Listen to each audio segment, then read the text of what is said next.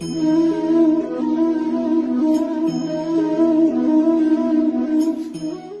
Morning everyone. सो आज का हमारा टॉपिक है सेल डिवीजन। सेल डिवीजन क्या होता है वो हम इसी लेक्चर में कवर करने वाले हैं। साथ साथ में सेल डिवीजन कितने टाइप्स का है, सेल साइकिल क्या होता है, माइटोसिस मियोसिस, ये सब के बारे में हम आज ये लेक्चर में कवर करने वाले हैं। सो फर्स्ट हम क्या देखते हैं कि सेल डिवीजन क्या है और क्यों इसकी जरूरत पड़ी जाए। एक तो सेल डिवीजन क्या है कि the biological process through which parent cell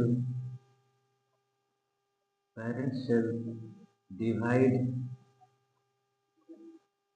itself to form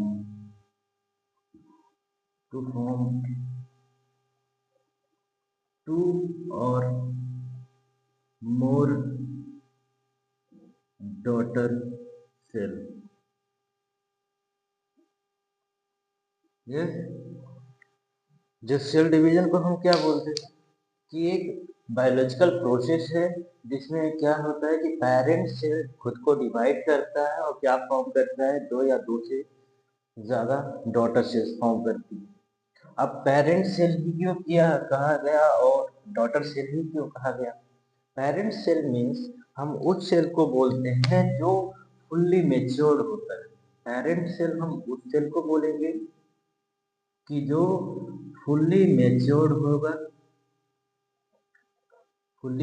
होगा और साइज में बड़ा होगा। मतलब कि जो नॉर्मल एक साइज है मीन्स कि जो अभी नया नया जो डिवाइड होके सेल आया है उसका साइज छोटा होता है।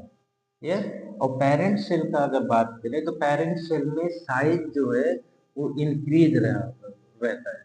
ये तो पेरेंट सेल को हम क्या बोलते हैं कि जो फुल्ली मेच्योर्ड सेल है उसी को पेरेंट सेल बोलेंगे और जो साइज में इंक्रीज हुआ होता है ताकि वो नेक्स्ट फेज जो सेल डिवीजन का फेजेज है उसको पार करते जाए। ये ताकि अब साइज में क्यों इंक्रीज होना, क्योंकि अगर कोई भी सेल साइज में इंक्रीज नहीं हुआ तो उसके अंदर जो सेल ऑर्गेनल्स हैं वो फुल्ली डेवलप्ड नहीं होंगे। जो साइटोप्लाज्म का वॉल्यूम है, एक साइटोप्लाज्म का जो अमाउंट है फ्लूइड का वो भी इंक्रीज नहीं होएगा, बिलो द रेंज रहेगा। सो इस वजह से हम पेरेंट सेल को हम क्या बोलते हैं, फुल्ली मेच्योर्ड और साइज इंक्रीज हुआ रहता है। और डॉटर सेल हम किस सेल को बोलते हैं कि जो अभी नया नया पेरेंट सेल से डिवाइड हुआ है। यस, जो जिसका साइज कम रहता है और वो फुल्ली मेच्योर नहीं रहता, वो इमेच्योर रहता है। मतलब कि अब मेच्योरिटी हम किस हिसाब से देखते हैं, हम अपने ह्यूमन लाइफ में ही देखते हैं कि कोई भी बच्चा अगर उसमें डिसीजन मेकिंग एबिलिटी नहीं है, जो डिसीजन नहीं ले सकता, तो उसको हम मेच्योर नहीं बोलते, उसको इमेच्योर बोला जाता है। ये सो सेम वही केस हम सेल में भी देखते हैं कि जो जिस सेल में एबिलिटी होती है कि वो एक राइट डिसीजन ले सके एक राइट टाइम पे कि कब क्या करना है, कब क्या डिवाइड करना है, कब क्या प्रोड्यूस करना है, कब क्या बनाना है। तो जब ये एबिलिटी आ जाती है सेल में तो उसी को हम क्या बोलते हैं, फुल्ली मेच्योर्ड सेल बोलते हैं। और वही फुल्ली मेच्योर्ड सेल जो होता है वही सेल डिवीजन में आगे के डिविजन्स के प्रोसेस में सेल साइकिल्स में टाइप ऑफ सेल डिवीजन में जाके पार्टिसिपेट करता है।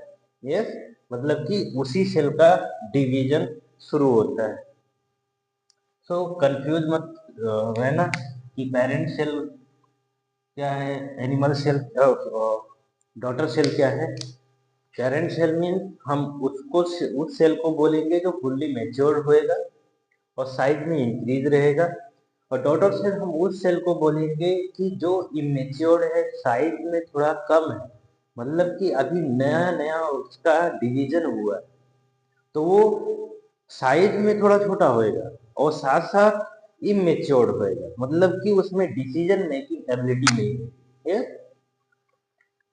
अब सेल डिवीजन जरूरत ही क्यों पड़ा, सेल डिवीजन का क्यों जरूरी है हमारे लाइफ में सेल डिवीजन का, हम वो देख रहे हैं कि इम्पोर्टेंस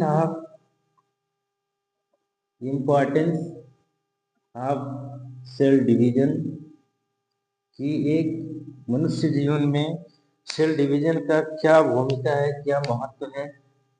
पहला है क्या, ग्रोथ। कोई भी लिविंग ऑर्गेनिज्म बिना ग्रोथ के ना तो उसके पॉपुलेशन ना तो उसका पॉपुलेशन बढ़ेगा, ना ही वो सेल साइज में इंक्रीज होएगा, ना ही तो वो यूनिसेलुलर से मल्टीसेलुलर में कन्वर्ट होएगा। ये अब ग्रोथ मीन्स हम क्या बोल सकते हैं, ग्रोथ मीन्स कि increase in size and number of cell is called growth.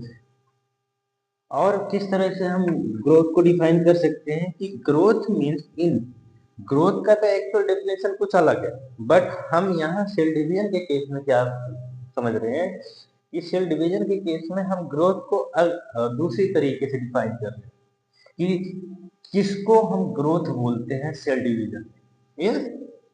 तो एक है कि इनमेच्योर्ड से मेच्योर बनने तक का जो एक सफर है उसको हम क्या बोलते हैं, ग्रोथ बोलते हैं। तीन चीजें ग्रोथ हम किसको किसको बोलेंगे कि एक तो साइज में, सेल के साइज में अगर डेवलपमेंट हुआ है, ग्रोथ हुआ है, ग्रो हुआ है, तो उसी को ग्रोथ हम बोलेंगे। सेल के नंबर में अगर इंक्रीमेंट हुआ है तो उसको हम ग्रोथ बोलेंगे। और साथ साथ में सेल इमेच्योर से मेच्योर बना है तो उसको भी हम क्या बोलेंगे, ग्रोथ बोलेंगे। यस, तो सेल डिवीजन का जो एक इंपॉर्टेंस है ग्रोथ में कि बिना सेल डिवीजन के ग्रोथ नहीं होगा। यस, दूसरा क्या है, दूसरा है रिपेयर, कि कोई भी लिविंग ऑर्गेनिज्म के बॉडी में कभी कट लगे या फिर कोई घाव हो जाए तो उसको ठीक करने में भी ये सेल डिवीजन का एक बहुत इंपॉर्टेंट रोल होता है। Yes, healing of वोन्स। ठीक, तीसरा काम क्या है सेल डिवीजन का हमारी बॉडी में, रिप्लेसमेंट का। अब रिप्लेसमेंट किस चीज का होएगा हमारे शरीर में, जो ओल्ड सेल्स हो गई है, जो डेड हो गई है, या जो नॉन फंक्शनल सेल्स हैं, उनको रिप्लेस करने के लिए भी क्या चाहिए हमें, सेल डिवीजन का जरूरत पड़ेगा। चौथा, रीजनरेशन। अब रीजनरेशन मीन्स हम दूसरा क्या बोल सकते हैं कि रीग्रो। तो रीग्रो मीन्स कि कोई भी सेल खत्म हो गया है, डेड हो गया है, तो उसको पुनः ग्रो करने की जो एक प्रोसेस होता है उसी को बोलते हैं हम क्या, रीजनरेशन।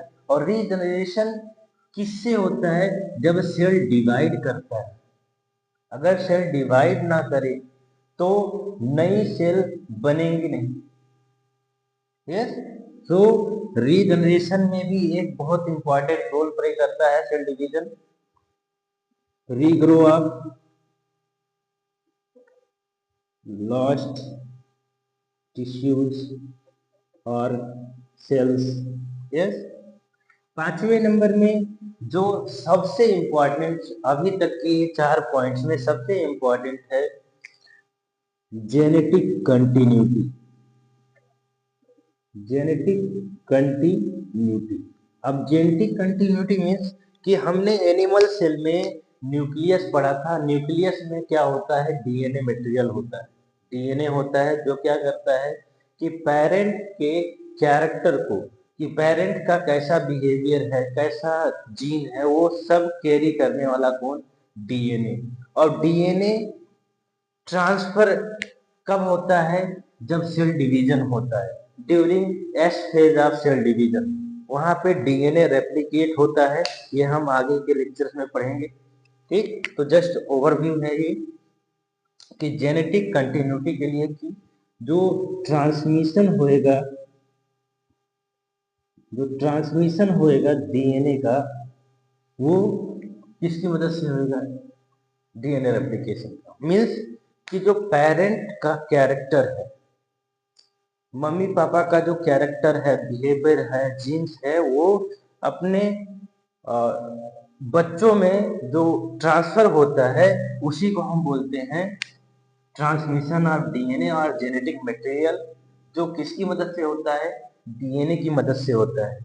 उसी को हम क्या बोलते हैं? Genetic continuity. और ये जेनेटिक कंटिन्यूटी बहुत ही जरूरी है आने वाली हर एक पीढ़ियों में, हर एक जनरेशन में अपने मम्मी पापा का एटलीस्ट कैरेक्टर होना बहुत जरूरी है।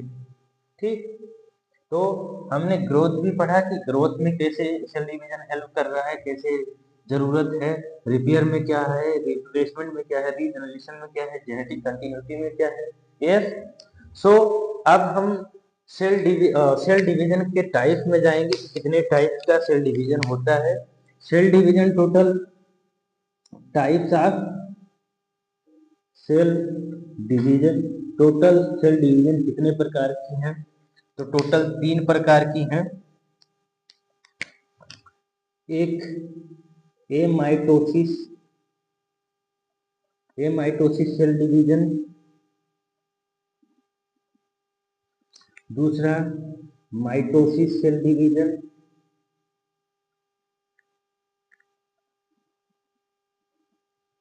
तीसरा मियोसिस सेल डिवीजन।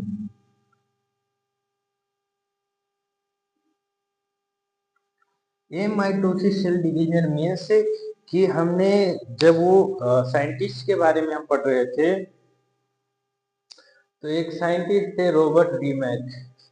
उन्होंने क्या देखा कि सेल में वो एबिलिटी है, वो पोटेंशियल है कि वो खुद को डिवाइड कर सकता है, अपने ही जैसे और सेल्स बना सकता है। तो उन्होंने क्या देखा था कि वो एक्चुअल में जो सेल में डिवाइड हो रहा है वो न्यूक्लियस हो रहा है। तो उसको नाम दिया क्या? Amitosis. Directly nucleus directly change, मतलब डिवीजन कर रहा है बिना किसी फेज में, बिना किसी सेल साइकिल में गए, कोई भी फेज में ना गए, वो डायरेक्ट ही न्यूक्लियस को डिवाइड कर रहा था। तो उन्होंने नाम उस टाइम पे क्या दिया? Amitosis cell division. फिर later on Walther Flemming scientist थे, जो क्या नाम दिए कि एमाइटोसिस तो बहुत कम ही सेल में या रेयर केस में ही होता है, बाकी सब केसों में क्या होता है? माइटोसिस सेल डिवीजन होता है। माइटोसिस सेल डिवीजन में क्या एक्चुअल में होता है कि एक पेरेंट सेल से 2 डॉटर सेल्स बनती हैं और दोनों ही एक दूसरे से बहुत मिलती जुलती, आइडेंटिकल्स होती हैं। तो उन्होंने क्या नाम दिया? Mitosis cell division. एक और साइंटिस्ट थे जिनका नाम जेबी फार्मर और जेईएस मोरे है, था, जो क्या स्टेटमेंट दिए थे कि जो यह पेरेंट सेल से टोटल 4 डॉटर सेल्स बनती हैं और चारों ही एक दूसरे से बहुत अलग होती हैं। तो उस सेल का डिवीजन के नाम नाम क्या दिया? Meiosis cell division. किसने? जेबी फार्मर और जेईएस मोरे। ठीक, ये था क्या? Types of cell division. पहले साइंटिस्ट का नाम था, उनका नाम था रॉबर्ट हुक, जिन्होंने क्या डिस्कवर करा था? हु डिस्कवर्ड सेल, जो सेल पता लगाए थे। अब पता कौन सा सेल था वो जो पता लगाए थे? डेड सेल था। किसमें देखा था? प्लांट में देखा था। कितने में? 16 से 65 में। ठीक। फिर उसी के जस्ट 2-3 सालों बाद Antonie van Leeuwen Leeuwenhoek sir ने क्या डिस्कवर करा कि जो सेल है वो लिविंग सेल। यस। कितने में? 16 से 74 में।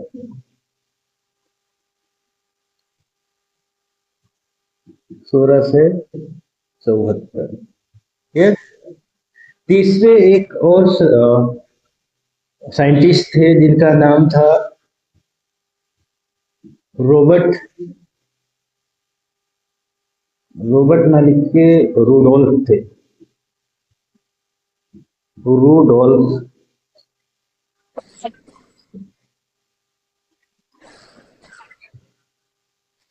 तीसरे साइंटिस्ट थे रूडोल्फ वर्क्यू, जिन्होंने क्या पता लगाया था कि जो ये लिविंग सेल्स है वो कहाँ से आ रही है? उन्हीं के जस्ट प्री एग्जिस्टिंग सेल से आ रही है। Cells are produced from their pre existing sales.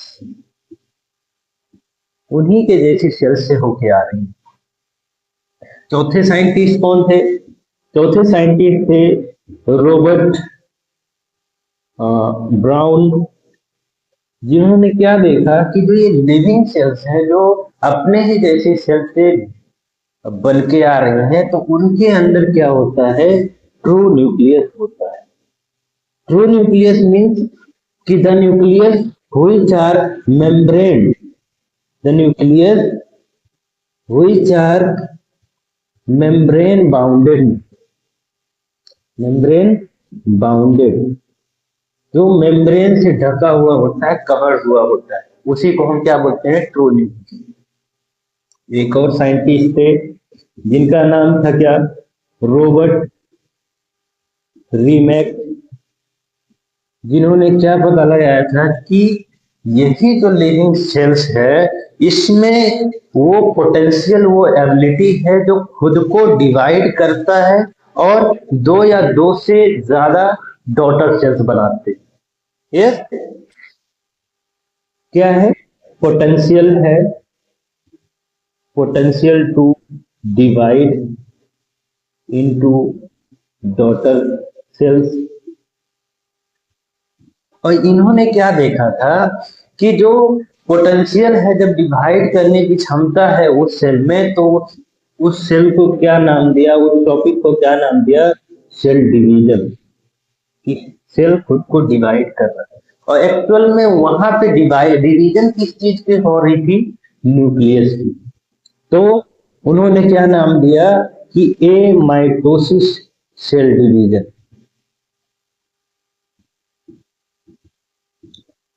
एक और साइंटिस्ट थे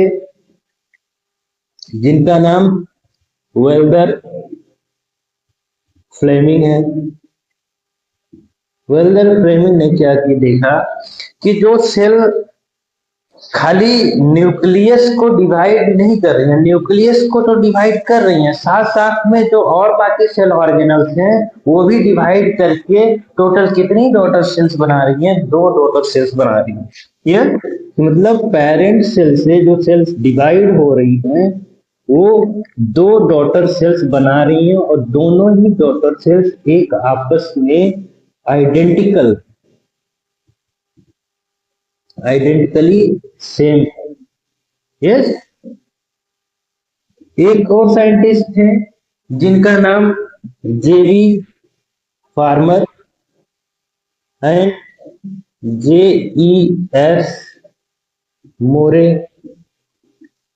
जिन्होंने क्या देखा कि खाली पेरेंट सेल खाली 2 डॉटर सेल्स नहीं बना रही, कुछ कुछ ऐसी भी सेल्स हैं हमारे शरीर में जिसको हम जर्म सेल बोलते हैं और सेक्स सेल बोलते हैं, वो क्या करती हैं कि दो सेल ना बना के, दो डॉटर सेल्स ना बना के, वो पेरेंट सेल से डायरेक्ट चार डॉटर सेल्स बना रही हैं, जो एक आपस से बहुत ही अलग, मीन्स आइडेंटिकली सेम नहीं है, आइडेंटिकली डिफरेंट है।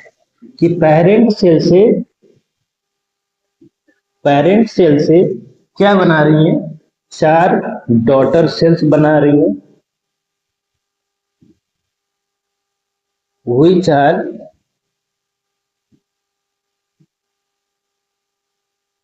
identically different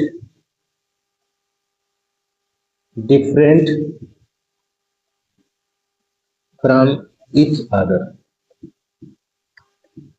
यस, ये था हमारा इंट्रोडक्शन पार्ट सेल डिवीजन का। अब इसी इंट्रोडक्शन पार्ट में हम एक और चीज ये जानेंगे कि कौन सा सेल डिवाइड करेगा, या खाली सेल डिवाइड करना ही मेन लक्ष्य नहीं है, कब करना, किसको करना, कहाँ करना, कैसे करना और क्यों करना, ये जरूरी। अगर ये किसी भी सेल में अगर ये एबिलिटी डिवाइड करने में, तो कैंसर सेल भी एबिलिटी है कि कैंसर सेल भी डिवाइड करता है। यस, तो कैंसर सेल और नॉर्मल सेल में फर्क क्या है?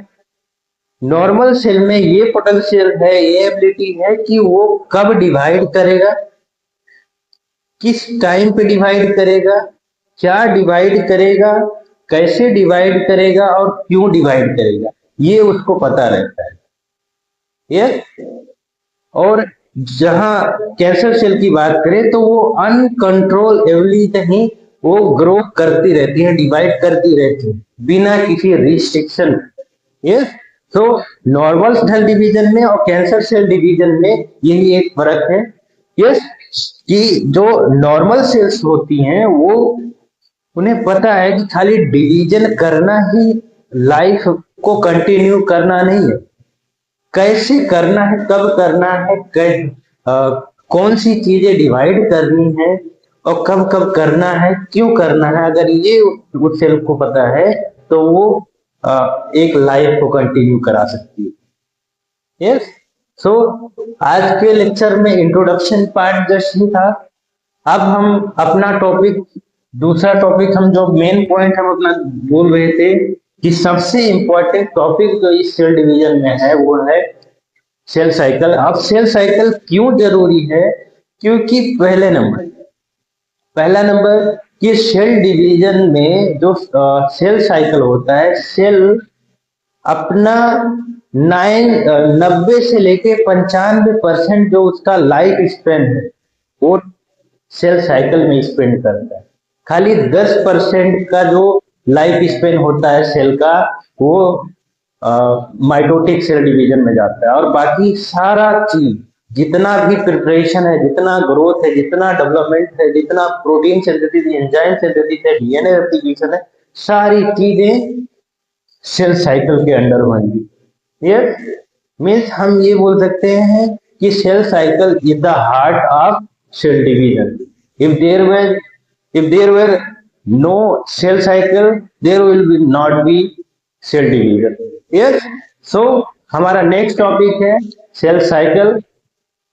होप सो ये लेक्चर आपको अच्छा लगा होगा, तो प्लीज कमेंट करें, लाइक करें, और ऊपर से मैक्सिमम स्टूडेंट हैं जो पढ़ तो रहे हैं, देख तो रहे हैं, बट सब्सक्राइब नहीं कर रहे, तो प्लीज सब्सक्राइब भी करते रहो ताकि हम भी मोटिवेटेड रहें।